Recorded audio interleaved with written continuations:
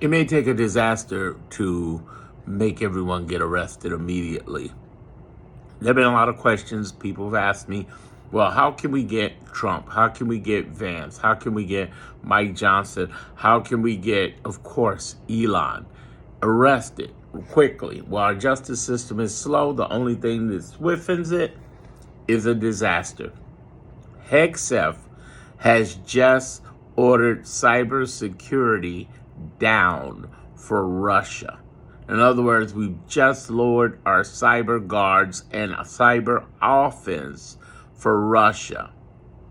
This is a sign of potential disaster because if any critical data or shutdowns happen, whether it be Russia or China, it's going to be not only on him, but on the administration. And that will cause troops and arrestment.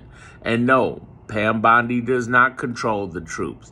No, Pam Bondi cannot stop them from running. The president doesn't rule the army. The army rules the army. Remember, we have 3 branches of government, decentralized.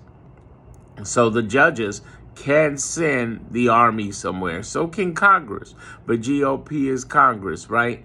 Judges can also send Congress to be arrested. This is some extreme stuff I talk about in my playlist on Darren Monroe Politics on YouTube. Look on YouTube, I talk about it called Constitutional Crisis. But if a disaster happens, all hell's gonna break loose, but it's gonna pop back on our so-called leadership that we're going to end up taking down. That is the extremism that it could go to. Are we there yet? Good question. What moves does Russia or China want to make? Because here's the reality. If they cause problems, it's going to kick everything back on them.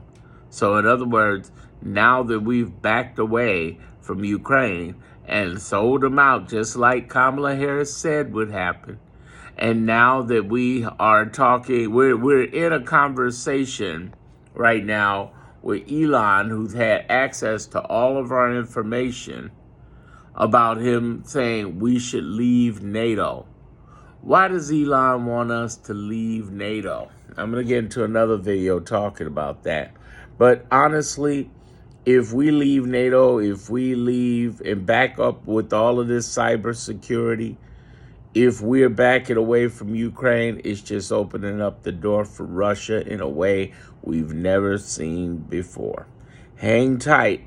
We do have one of the branches on our side, the legislative branch, the judicial branch, that is. The legislative branch is really weak, but they got a very weak lead. They only have 2 people in House of Representatives and 3 more people in the Senate.